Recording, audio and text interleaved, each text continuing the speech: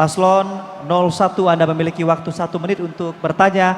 Paslon 03 Anda memiliki waktu 2 menit untuk menjawab. Dan nantinya masing-masing memiliki waktu 1 menit untuk sama-sama saling menanggapi. Waktu Anda 1 menit akan dihitung ketika Anda berbicara. Silakan. Terima kasih. Di sini kami mau bertanya kepada paslon nomor urut 3. Bagaimana tanggapan Anda terhadap isu kerusakan lingkungan disebabkan oleh aktivitas tambang galian?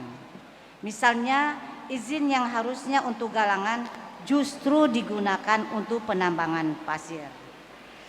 Jika Anda terpilih, apa yang harus Anda lakukan tentang izin-izin yang sudah diberikan? Cukup? Ya, waktu kami hentikan. Berikutnya paslon nomor urut 3. Waktu Anda 2 menit akan dihitung ketika Anda berbicara. Silakan. Isu kerusakan lingkungan yang diakibatkan dengan eksploitasi tambang. Pertama, karena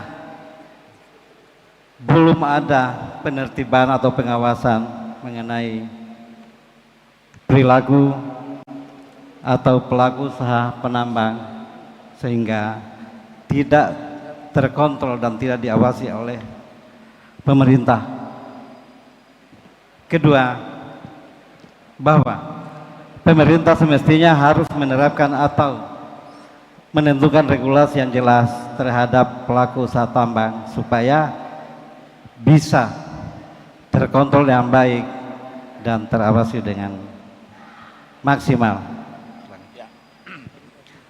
Tambang, saya kira tidak boleh, meskipun yang dikejar adalah aspek ekonomi, tetapi juga jangan melupakan aspek ekologi. Oleh karena itu, antara aspek ekonomi dan aspek ekologi itu harus seimbang, tidak merusak lingkungan, tetapi memberi nilai tambah secara ekonomi. Kalau yang saya lihat seperti di Kapuntori itu, setelah pertambangan nikel tidak ditutupi dan itu menyebabkan banjir. Seharusnya ada rehabilitasi setelah pasca tambang itu, tetapi yang ada sekarang ini pembiaran.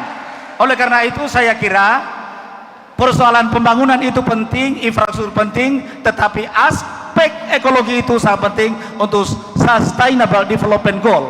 Artinya pembangunan berkelanjutan itu harus memikirkan aspek-aspek lingkungan dan keselamatan ekosistem yang ada di dalamnya. Saya kira itu. Oleh karena itu pilih nomor 3, insya Allah ada solusi. Baik. Terima kasih. Cukup, terima kasih. Silakan. Nomor urut 1 Anda punya waktu 1,5 menit untuk menanggapi. Ya, terima kasih paslon 3. Sebetulnya yang kami pertanyakan itu kan izin yang sekarang itu di pesisir pantai itu, izin itu adalah galangan kapal. Kok saat ini yang sudah mengancam abrasi pantai yang di sana karena pasirnya diambil, dijual dengan harga tinggi, diganti dengan tanah. Bagaimana dampak lingkungan yang berkelanjutan? Makanya kita persoalkan. Sementara di samping itu saya lihat itu air laut itu sudah di bibir jalan, sudah di bahu jalan. 10 tahun, 5 tahun yang akan datang, ancaman daripada pesisir pantai kita akan terancam. Mungkin 5 tahun yang akan datang, saya tidak tahu bagaimana kajian lingkungannya. Oleh karena itu kalau kami nanti menjadi bupati dan wakil bupati dipercayakan oleh masyarakat, maka kami tata ulang itu, kita bentuk perda untuk bagaimana penataan yang rawan banjir, yang tidak bisa dikelola sembarangan. Tetapi di samping perekonomian tentunya kita sangat perhatikan terhadap masyarakat, tetapi ancaman daripada keberlanjutan itu untuk dinikmati untuk tidak mengganggu daripada wilayah pemukiman. Waktu habis, terima kasih paslon 1. Assalamualaikum warahmatullahi wabarakatuh. Waalaikumsalam warahmatullahi wabarakatuh. Selanjutnya kita menuju ke paslon nomor urut 3 untuk kembali menanggapi. Tanggapan dari paslon nomor urut 1, waktu Anda 1,5 menit dimulai saat Anda berbicara. Silakan. Baik, saya kira setelah diambil pasirnya diganti dengan tanah. Karena membangun itu kalau di atas tanah itu mudah lapuk, rubuh. Tidak sesuai dengan konstruksi. Oleh karena itu digali tanahnya, dipindahkan, lalu dibangun. Tetapi bukan itu yang kita bicarakan. Ini bukan tentang akalim dan aneh, tetapi tentang buton. Ada reklamasi, tetapi ada juga penambangan, tetapi ada reklamasi. Oleh karena itu, jaminan reklamasi itu penting apalagi tambang seperti itu tidak hanya merusak pantai, tetapi merusak hutan dan tidak pernah direklamasi. Saya kira ini kalau kita menggulungkan faktor ekonomi, tentulah ekologi juga tidak boleh terganggu.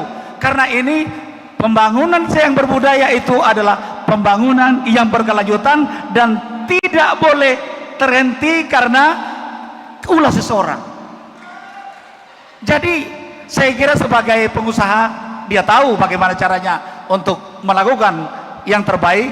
Apabila ada kerja, ada luka, maka ada obatnya untuk mengobati luka itu.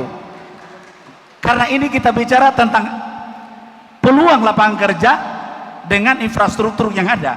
Jadi semua potensi yang kita miliki ini harus dimanfaatkan sebesar-besarnya untuk kesejahteraan rakyat masyarakat Kabupaten Buton. Oleh karena itu jangan lupa pilih nomor 3, insya Allah Buton lebih baik. Waktu Anda habis, silakan berikan tepuk tangan untuk nomor urut 1 dan nomor urut 3.